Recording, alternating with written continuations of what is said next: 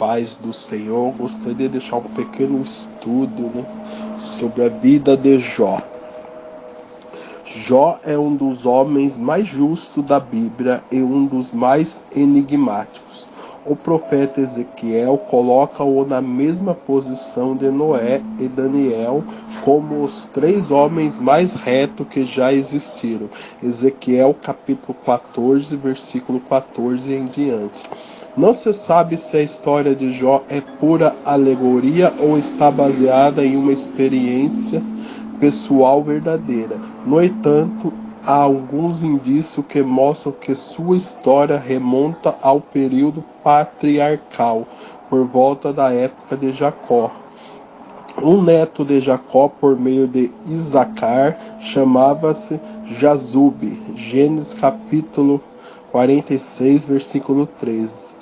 A estimativa da riqueza de Jó condiz com a daquele período, e a peça de prata, Queshita, mencionada em Jó 42:11, é uma moeda daquela época. Isto não necessariamente significa que Jó foi neto de Jacó, mas o período condiz com a origem da tradição oral e possivelmente da escrita.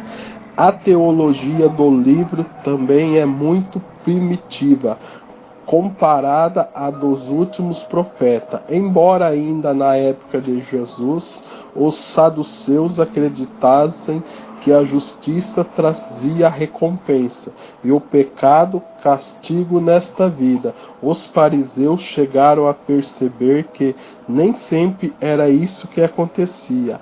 É claro que os ensinos de Jesus repudiavam completamente esta ideia.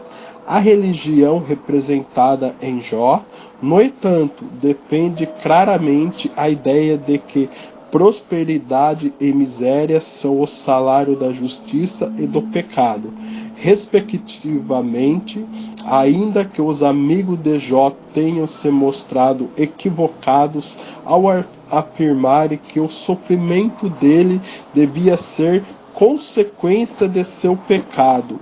A história não termina antes de ele ser recompensado por sua justiça de uma maneira ainda mais generosa do que ele havia sido antes de sua prova.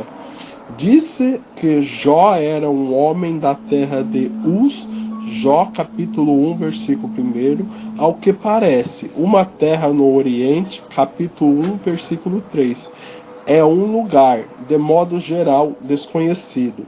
A linguagem do texto original, embora em hebraico, representa um uso estranho da estrutura e da linhagem que indica uma influência muito forte dos edomitas.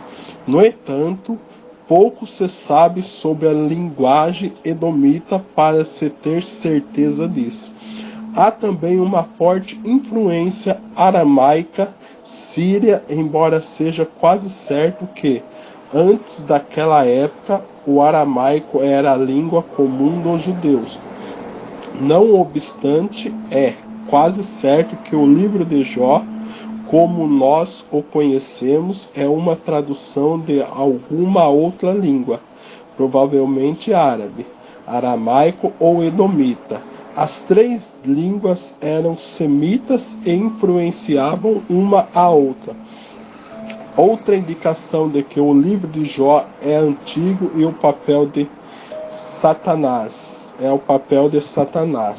Ele não é a personificação do mal que, mais tarde, seria encontrado no judaísmo pós-exílico, no qual a influência zoroástrica de uma luta entre forças do bem e do mal é forte. Pelo contrário, Satanás aqui aparece como um servo divino cuja responsabilidade é vagar pela terra e provar a fé do povo de Deus. Jó capítulo 1, versículo 6 em diante.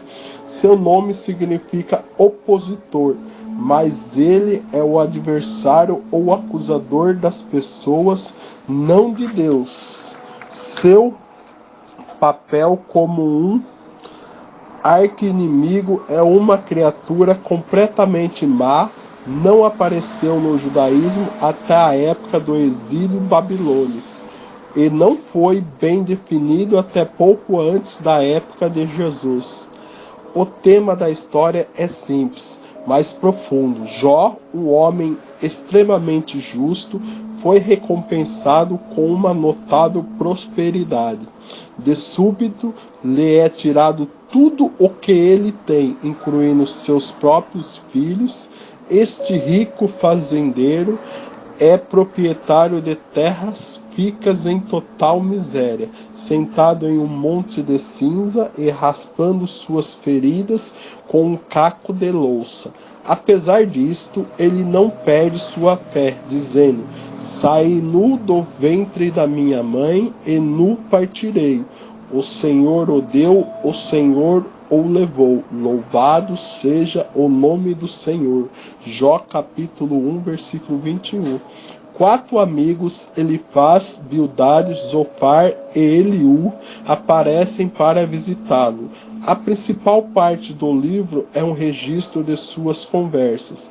Eles se sentam em silêncio por 3 dias e depois Jó expressa suas mais profundas depressão ao amaldiçoar seu próprio nascimento.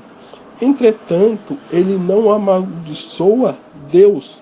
Neste momento, Elifaz, Bildade e Zofar começam a mostrar que Jó deve ter cometido pecado sério para ter recebido tal castigo. Jó afirma sua inocência, diante da qual seus amigos o repreendem por ser extremamente arrogante ou estar muito cego para reconhecer seu próprio pecado.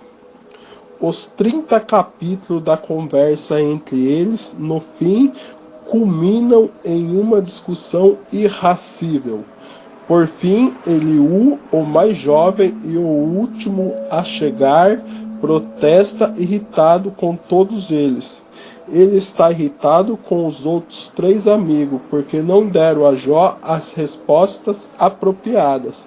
E está irritado com Jó por se negar a reconhecer seu pecado. Jó capítulo 32, versículo 2 em diante. Ele os repreende a todos por 6 capítulos. Quando Deus fala com Jó do meio da tempestade, Deus repreende duramente Jó, na verdade dizendo: quem você pensa que é, ficando irritado com o que eu decido fazer com você?